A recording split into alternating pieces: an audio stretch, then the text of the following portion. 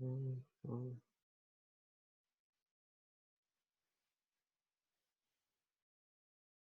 Bem, quase todos aqui de novo, né?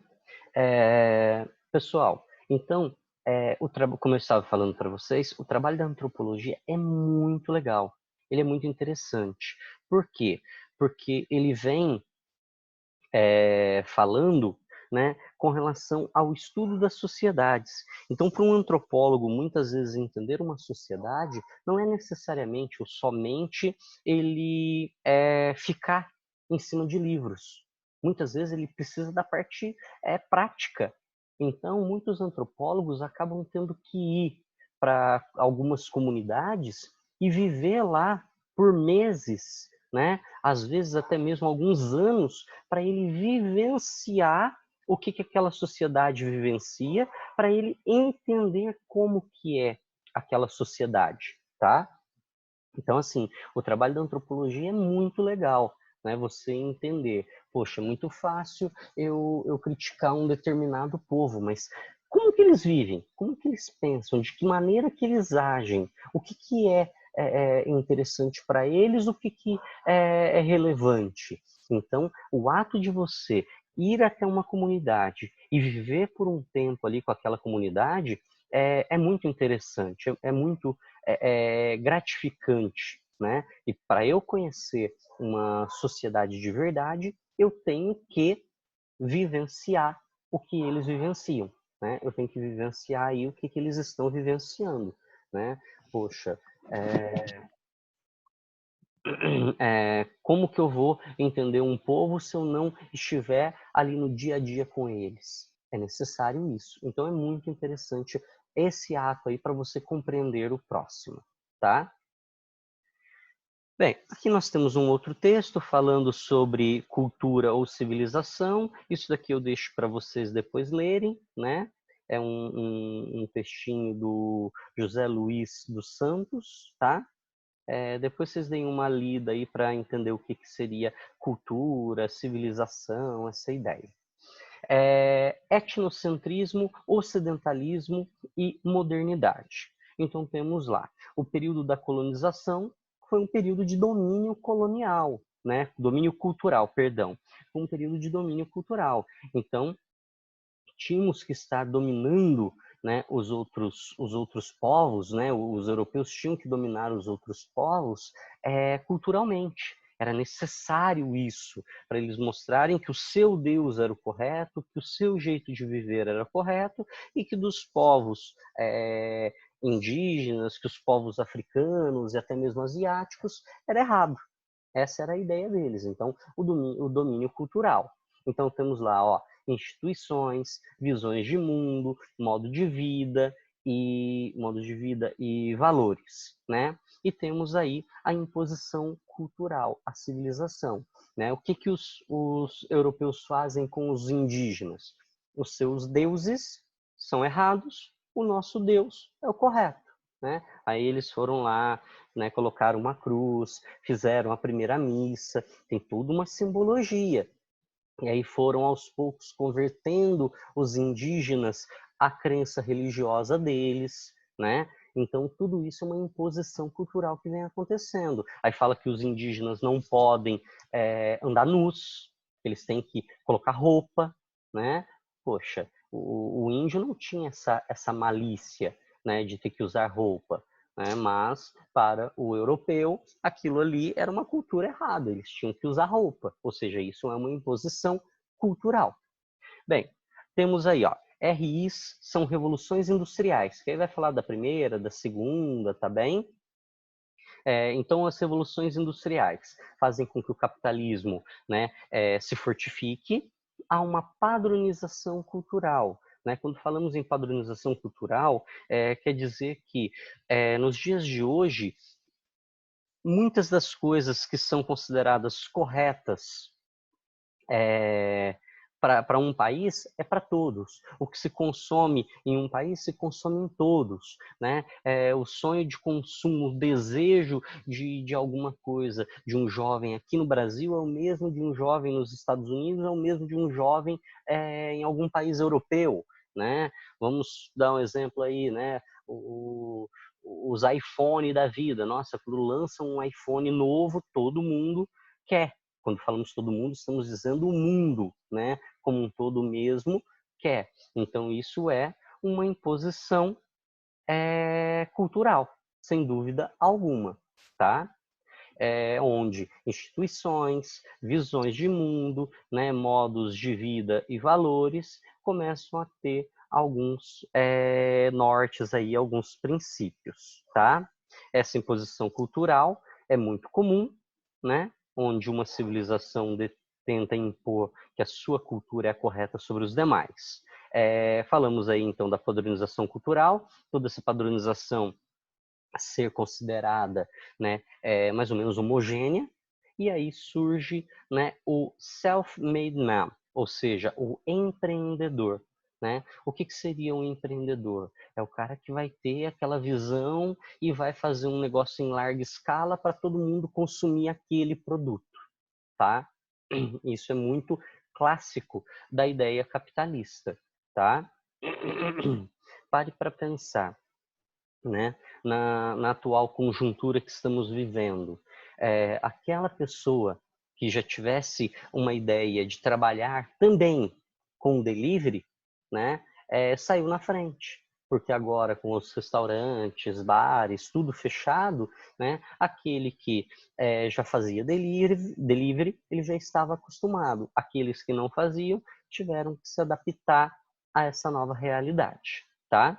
Então, o empreendedor é aquele que teria uma visão de futuro, tá? Dentro dessa ideologia capitalista. Bem, temos aqui, dentro dessa ideia, o individualismo, dentro da ideia capitalista, o individualismo, eu penso em mim, né? Eu e mais eu.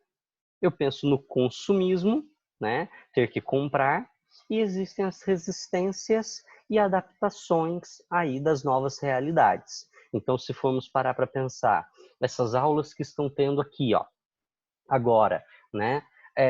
Quantas pessoas não torceram o nariz quando nós falamos que teríamos que dar uma aula desse jeito aqui? Ou ter que gravar um vídeo? Pessoal, de verdade, eu jamais tinha gravado um vídeo na minha vida. Eu não fazia ideia como é que funcionava, né? Uma webconferência ou algo que nós estamos fazendo aqui, né? Isso era algo utópico. Eu nunca ia usar isso na minha vida, eu nunca ia precisar disso. E devido a essa necessidade, a princípio a gente resiste, né? Isso é natural do ser humano, a gente resistir, ser contra a princípio, e depois a gente vai fazendo as adaptações. Né? No entanto, que vocês já devem estar sabendo que a gente vai começar, aos pouquinhos, claro, a usar outro programa para tentar não cair mais essa conexão. Né? Então, aos pouquinhos, nós vamos começar a adaptar uma nova realidade que talvez seja um pouco melhor. Né? Mas isso, claro, vai ser passado para vocês com mais calma. Já deve até terem passado alguns professores, né? O LP provavelmente vai começar com vocês, com outro programinha, para a gente ir se adaptando. Eu não faço nem ideia como é que funciona o outro, e vou me adaptar a ele também. Então, nós temos que nos adaptar, tá? A essas mudanças. Bem, assimilação cultural e a modernidade. Algumas sociedades coesas, de cultura milenar, assimilaram técnicas, sistemas de produção e gerenciamento, inserindo suas... Opa, perdão, gente. É que eu tô com a tela aberta aqui, então ele pega em cima. Inserindo suas economias nos padrões do mercado mundial. A estrutura política administrativa do Estado-nação, a organização social no perfil urbano-industrial, os avanços tecnológicos, a comunicação instantânea, a dependência energética, etc. Então, olha só, a assimilação cultural, né? A gente vai se adaptando as novas necessidades, as novas realidades, tá? Então temos lá, elas assimilaram, né, a modernidade sem abrir mão dos traços culturais. Então isso é o assimilar, tá? Quando nós começamos aqui no Brasil, né, o que era o correto? O correto era nada mais, nada menos do que a monarquia. A monarquia era o ideal. De repente, Estados Unidos ele já era uma república. Outros países que vão conseguindo sua independência também começam a se tornar repúblicas, né? E aí, até que chega um momento que a gente acaba aderindo a essa ideia diferente que seria a república, né? E hoje é bem fora da nossa realidade pensar em voltar em uma monarquia, tá? Bem, vamos lá. Aqui tem uma imagem muito interessante.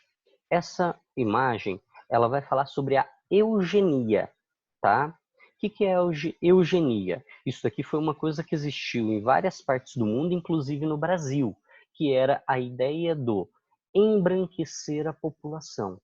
Quando começam a vir os imigrantes europeus para o Brasil, né, italianos, alemães, poloneses, eles começam, o governo português começa a trazê-los porque estava acabando a escravidão e a ideia era embranquecer a população. Então, o que seria a teoria? Nós teríamos uma geração com uma negra, ela se casaria com um branco, a filha nasceria morena. Essa filha casaria-se novamente com um branco e o neto, né, a criancinha, já seria branca, já nasceria branca. Essa era a ideia da eugenia, do embranquecimento da população, tá? Nós sabemos que isso não é verdade, que isso não é realidade, né? Mas era uma teoria aí sobre a superioridade de raça. Eles acreditavam que a raça branca, né, a etnia, a população branca, né, o genoma do homem branco seria superior ao do negro, tá? E nós sabemos que não necessariamente seja superior. Bem, temos aí, ó, a partir da abolição do negro, liberto, né, se deslocou o negro que foi liberto, ele se deslocou para os centros urbanos, ocupando a sua periferia, tá? Aqui nós falamos um pouquinho sobre o surgimento, né, dos cortiços e depois das favelas. Então, quando o negro ele sai da condição de cativo, da condição de escravo, né, ele não é aceito mais na fazenda. Eles não querem o negro mais na fazenda. A ideia do homem branco, do senhor, né, de terras ali, do grande cafeicultor, é a seguinte: poxa, até ontem ele era meu escravo, agora ele é igual, eu sou igual a ele e eu vou ter que pagá-lo um salário? Não pago. Eu contrato a mão de obra de fora, eu contrato a mão de obra da Europa. Então o negro começa a não ter, né, serviço no campo a partir do momento da abolição da escravidão, 1888, tá? 13 de maio. O que ele faz? Começa a ir para a cidade. Chegando na cidade, ele não tem uma residência, ele não tem roupa direito, né? Ele não tem educação, ele não sabe ler e escrever, ele não tem uma profissão, porque ele trabalhou a vida inteira na roça. Então, o que ele vai fazer? Ele vai pegar o que a gente costuma chamar de subempregos, né? Ou empregos temporários. O que ele vai fazer? Ele vai cortar a grama de um jardim, né? Ele vai pintar uma casa, ele vai fazer aquele serviço, carregar caixas, carregar as coisas, ele vai fazer aquele serviço que o homem branco não quer fazer. Então ele pega esses serviços que são mal remunerados, né, tem uma baixa remuneração, e aí, claro, que ele não consegue ter uma boa condição de vida. Então, nesse momento, ele acaba ele acaba tendo que ir para a periferia. Então ele ocupa as periferias, tá? A princípio os cortiços, depois os cortiços que eram casas muito velhas, muita gente vivendo junto, e aí depois no início de 1900 com a derrubada dos cortiços, eles vão realmente para a periferia, vão morar no morro, né? Lugar que ninguém queria morar, que é a periferia. E aí surgem as favelas. Então temos aí, ó, na cidade, viver em porões ou em habitações coletivas era a forma de moradia acessível a esses libertos, os ex-escravos, né? Única opção de moradia barata no centro de São Paulo. Então, quando falamos no centro de São Paulo, estamos falando dos cortiços, tá? E quando tem o processo de modernização das cidades, esses cortiços são destruídos e eles vão para os morros, tá? Bem, aqui tem uma outra charge criticando, né? Então, esse processo, né? Que fala ali, ó, feriado da consciência negra, né? E aí, todo mundo aproveitando o feriado e muitas vezes os negros, né? Ou afrodescendentes, que ficaria um pouco melhor para a gente falar, os afrodescendentes, né? Tendo que trabalhar para ganhar um dinheirinho a mais nesse período, tá? Bem, agora a gente começa, né, a falar sobre as religiões. Nós vamos falar sobre o cristianismo, o islamismo e o judaísmo. Galera, com relação à raça e etnia, ficou tranquilo para vocês? Né? Quando é raça, nós estamos falando raças de animais, né? Então, vamos falar lá do Rottweiler, do Pastor, do Poodle, do Yorkshire, né? Isso são algumas raças de cachorros. Por quê? Porque eles têm toda uma diferenciação. Quando vamos falar de animais, vamos falar do gato, do coelho, da lebre, isso e aquilo. Então, isso são raças. Etnia é a diferenciação sociocultural de povos, tá? Bem, começando então agora com cristianismo, islamismo e judaísmo. Pessoinhas, todos conectados aí? Todo mundo de boa? Tudo certo? Tá tranquila a aula? Bem, vamos começar aqui então. Ó, observem essas imagens a seguir aí. Então, nós temos aqui uma primeira imagem, o Cristo Redentor no Rio de Janeiro. Uma segunda imagem, né, a grande mesquita de Meca, na Arábia Saudita, com peregrinos muçulmanos em torno da Caaba, o símbolo do monoteísmo islâmico.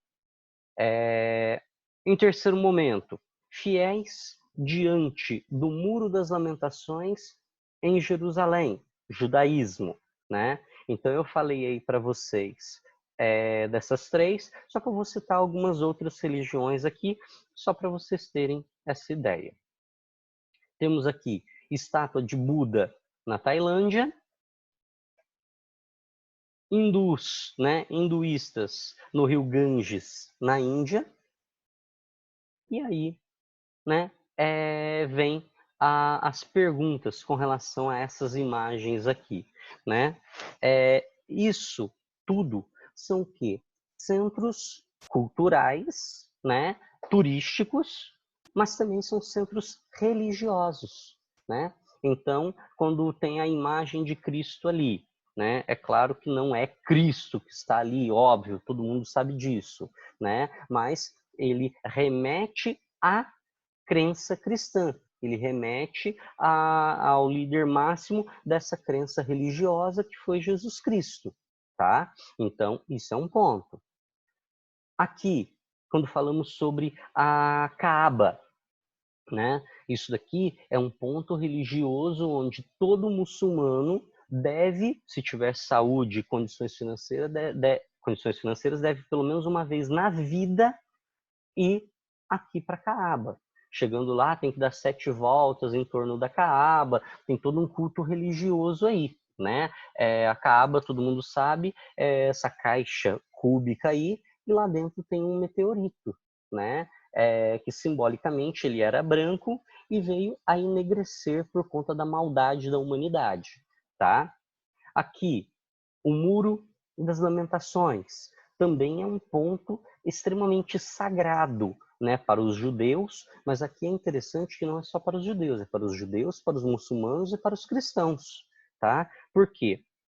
Porque tanto o islamismo quanto o cristianismo saíram do judaísmo, né? No entanto que o livro judaico, ele nada mais é que, em grande partes, o nosso Antigo Testamento, o Antigo Testamento da Bíblia, tá? E aqui é o Muro das Lamentações. O que é o Muro das Lamentações? É a única coisa que sobrou do Templo de Salomão, tá? Então, o Templo de Salomão ele foi construído, aí ele vai ser destruído, ele é reconstruído, e os romanos no século I, quando invadem aquela região de Jerusalém, eles destroem novamente o Templo de Salomão, né? Porque na época eles eram politeístas, eles não eram monoteístas ainda, destroem. E a única coisa que sobrou foi esse muro, tá? Então esse muro é considerado sagrado. A estátua, né, de Buda, Buda um grande líder, né, também. E aqui o rio Ganges, que é culturalmente, né, eles têm que se banhar no rio Ganges. A gente sabe que o rio Ganges é um rio sujo, né, tem uma série de problemas lá, mas, né, eles acreditam, dentro da sua religiosidade, que você tem que se banhar ali para se purificar, né, em contato mais direto com seus deuses, tá? E aí começamos a falar sobre as religiões especificamente. Primeiro, o cristianismo. O cristianismo é a maior religião do mundo em número de fiéis, tá? Quando estamos falando em cristianismo, nós estamos falando de todas as religiões que acreditam em Cristo, tá? Então nós vamos falar de todas as religiões mesmo. Vamos falar aí da congregação cristã, né? Tá incluso aqui congregação cristã, testemunhas de Jeová, Igreja Universal, Internacional, Mundial, Quadrangular, Assembleia de Deus, todas as religiões que acreditam em Cristo, né, entra aqui, tá? Então temos lá, ó, é praticado por pelo menos 1/3 da população mundial. Então, aproximadamente, né, hoje não chega a 1/3 porque o mundo tem 7,4 bilhões. E os cristãos são 2,1, 2,2 bilhões de fiéis, tá? Onde que surgiu o cristianismo? Surgiu na Palestina no século I, tá? Então, surge naquela região de Jerusalém, né, onde Cristo nasce, tá? Ela se baseia nos ensinamentos de Jesus Cristo. Então, a base do cristianismo são os ensinamentos de Cristo. Temos várias formas aí de cristianismo, né? Então nós temos, por exemplo, os cristãos ortodoxos, que é a Igreja Católica Ortodoxa, né? Que é a Igreja Católica do Oriente. Então, se você pegar ali a região da Grécia para lá, então Grécia, Rússia, né? Aqueles povos para lá são cristãos ortodoxos, tá? Eles não são católicos. Eles não acreditam no Papa, então eles são ortodoxos. Temos os católicos, que é a Igreja Católica, que é das igrejas cristãs, é a que tem o maior número de fiéis, é a maior, e temos os protestantes, né? Os protestantes, eles são aqueles que seguem o catolicismo, mas não são católicos, tá? Então, todas essas outras igrejas que a gente vê são protestantes, tá? Porque discordam da Igreja Católica, saíram e fundaram outras igrejas. Esses são os cristãos do Ocidente.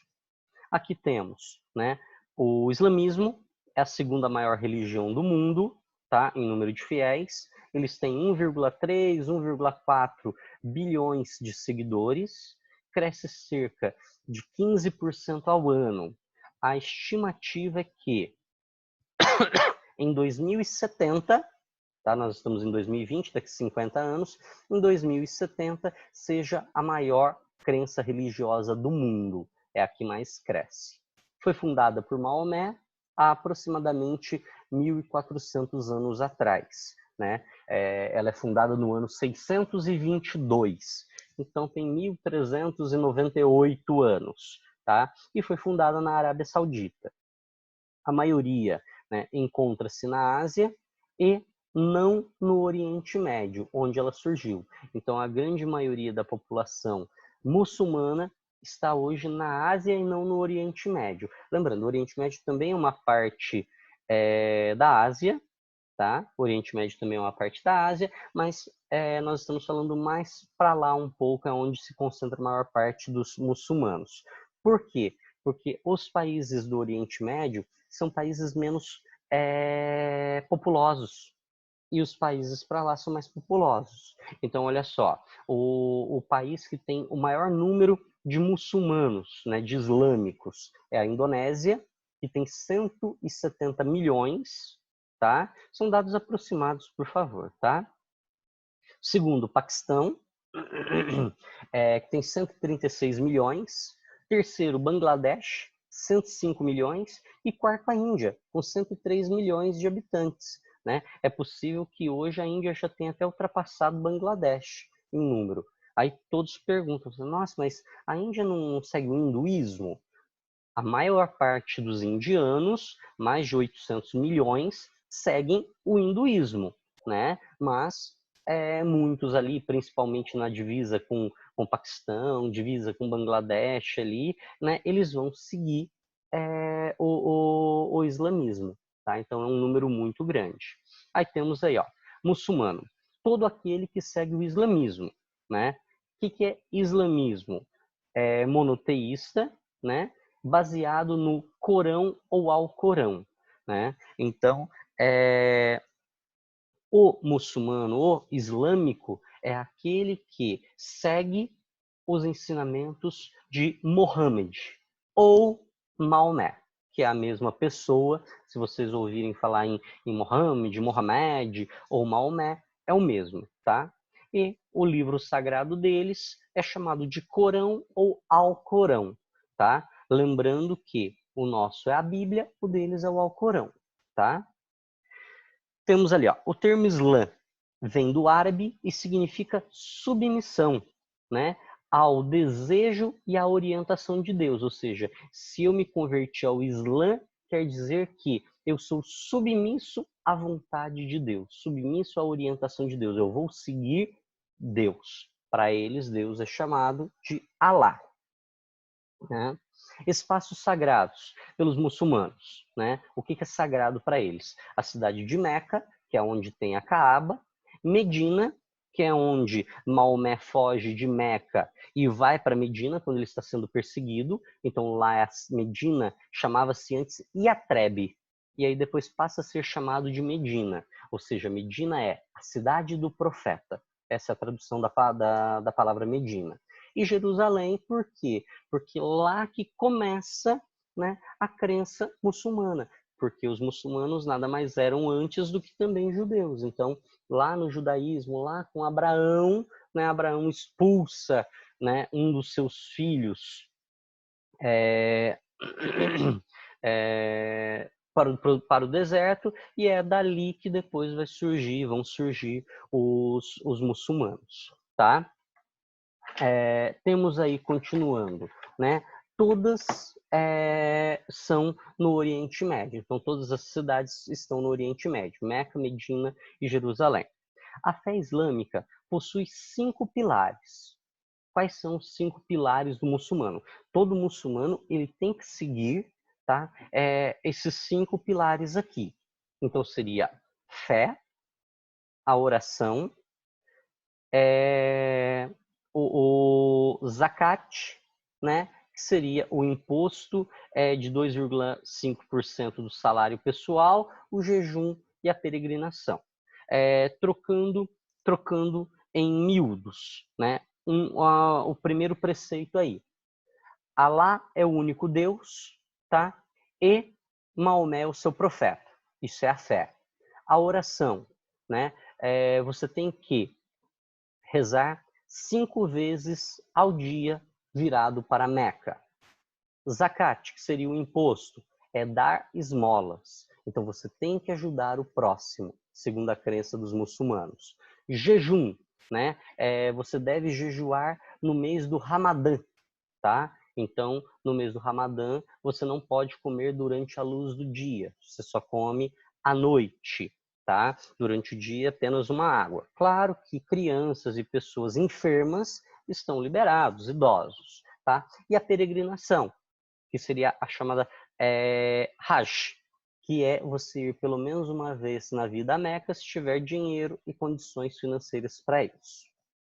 Bem, Os muçulmanos, né, fazem uma peregrinação à cidade de Meca, pelo menos uma vez na vida. Cada peregrinação chega a reunir cerca de 2 milhões de muçulmanos de todo o mundo. Então, olha quantas pessoas que estão ali naquela região. 2 milhões de pessoas, tá? 2 milhões de pessoas. O alvo, né, para visita é a Caaba, né, que seria uma construção em forma de cubo, na qual reverencia um meteorito negro que fica no centro da mesquita de Meca, né? Eles acreditam que esse meteorito era branco e acabou enegrecendo por conta da maldade das pessoas, tá? Depois procurem na internet, tem fotos, imagens desse meteorito. É interessante, né? Existem 2 grupos de islâmicos no mundo.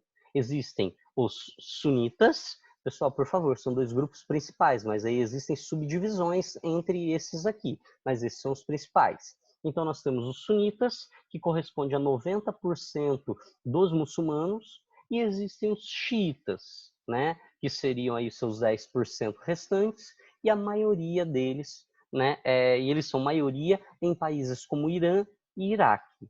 É muito importante dizer o seguinte: muitas pessoas viram e falam assim, sunita é bonzinho, é da paz, e xiita é radical. Não, não é isso, tá? Existem sunitas da paz e existem sunitas extremistas. Existem xiitas da paz e existem xiitas extremistas. Então você vai ter nas duas extremistas e pessoas que pregam a paz. Ali. Não existe mundo islâmico homogêneo, né, igual. Assim como não existe mundo cristão igual. Não podemos confundir islamismo, que seria a religião, com o fundamentalismo islâmico. Ou seja, o fundamentalismo seriam os radicais aí, os terroristas que nós falamos lá no capítulo anterior, tá? Aqui temos o seguinte, ó, fundamentalismo islâmico manifesta-se em movimentos empenhados na criação de sociedades regidas pelo Alcorão e contrárias aos modelos políticos e filosóficos ocidentais, como separação entre Estado e religião, a democracia e o individualismo, né, o Estado laico. Então, o fundamentalismo islâmico, ele é contrário a isso, tá? Ele não quer a separação do Estado e da religião, né? Ele quer que seja a mesma coisa. Eles não aceitam democracia, eles não aceitam individualismo, eles não querem um Estado que não seja que seja laico. Laico quer dizer não ter uma crença religiosa, não. O Estado tem que ser um Estado religioso, essa é a crença deles, tá? Pessoal, tá faltando 5 minutos, eu vou dar uma adiantadinha aqui para a gente terminar isso, tá? Bem, e aí temos aí, ó, a imprensa, a mídia, confunde. Mas é bom saber que existem várias formas de povos fundamentalistas. E é óbvio que nem todo árabe é islâmico e nem todo islâmico é fundamentalista, tá? Então, né, árabe é aquele que vive na Arábia. E não necessariamente ele tem que ser muçulmano, ele tem que ser islâmico. Ele não precisa ser, tá? E nem todo islâmico tem que ser radical. O judaísmo. Né? O judaísmo é uma religião monoteísta, a mais antiga do mundo, tá? A primeira religião monoteísta do mundo. Tem um menor número de fiéis também no mundo, eles têm 13 milhões de fiéis. O que é isso? Né? A cidade de São Paulo, sem falar a grande São Paulo, só a cidade de São Paulo está aí entre 11 e 12 milhões. Então a população de judeus no mundo é 13 milhões, então é um número bem reduzido. Por isso que a gente fala lá que quando Hitler matou muita gente, porque ele matou 6 milhões de judeus, né? Então matou um percentual muito grande de judeus, tá? Temos aí, ó, as maiores comunidades judaicas se concentram na Europa, né? A maior delas, principalmente na região da França, tá? A maioria dos judeus a maior das comunidades judaicas se concentram na Europa, né? A maior delas na França. Então, na Europa, onde tem mais judeus é na França. Porém, a maioria dos judeus hoje vivem em Israel e nos Estados Unidos, tá? Então, na Europa, onde tem mais judeu, França, mas onde existe mais judeu no mundo é Israel e Estados Unidos, tá? Não é uma religião missionária. quem se converte deve observar os preceitos da lei judaica, que seria o quê? A Torá. A Torá é o livro sagrado deles, tá? Então, a Torá, ou a Bíblia hebraica, reúne principalmente os primeiros 5 livros da Bíblia. Lembrando que a Bíblia, o Antigo Testamento, ele é a parte da Torá, tá? Cuja autoria é atribuída a Moisés, né? E o chamado Pentateuco. Em cada sinagoga é a igreja deles, tá? Conserva-se uma cópia da Torá em hebraico, sob a forma de pergaminho. Possuem forte ligação com Israel, a chamada Terra Prometida, que na época era chamada de Canaã, tá? Por Deus, Abraão, e também com Jerusalém, a cidade considerada sagrada. Então, aquela região ali de Israel é uma região sagrada para eles. Aqui nós vamos falar sobre a proibição do véu, né? Então, a proibição do véu islâmico causa polêmica na França, né? Então, a França, algumas regiões não querem que as mulheres usem véu, né? É todo um complexo aí, tá? Partindo do pressuposto de que a intolerância, né, é a falta de respeito diante das práticas e crenças alheias, manifesta-se quando alguém se recusa a deixar ou expressar opiniões diversas. A intolerância pode traduzir-se pela rejeição ou exclusão de pessoas por causa de sua crença religiosa, opção sexual ou mesmo tipo de vestimenta ou corte de cabelo. Então, aqui o que nós falamos? Aqui nós estamos falando que, né, a crença religiosa, ela vem sofrendo muito com essa intolerância, tá? E nós mesmos, né, temos que nos pautar pelo bom senso, tá? Aqui vai falar mais um pouquinho, né, sobre o etnocentrismo, sobre essa parte da cultura, o centrismo. Isso daqui já foi falado lá atrás, então depois é só vocês darem uma outra lida aí, tá? E aqui vem falando algumas coisas sobre a Constituição brasileira com relação às liberdades. Olha só. Segundo a Constituição brasileira, o artigo 5º, inciso 6º, é inviolável a liberdade de consciência e de crença, sendo assegurado o livre exercício dos cultos religiosos e garantida, na forma da lei, a proteção aos locais de culto e às suas liturgias e a aceitação dos diferentes tipos de religião existentes no mundo e na sociedade. Então, aqui no Brasil, nós podemos seguir qualquer crença religiosa que a gente quiser, tá? Aí tem um outro texto aí, falando sobre o artigo 208, né? E aqui, né, vem falando, o maior desafio para o nosso século é conviver com diferenças. Será que é possível, né, conviver com as diferenças? Ou, né, isso pode acontecer. As guerras, os conflitos, se nós continuarmos sendo intolerantes. Beleza?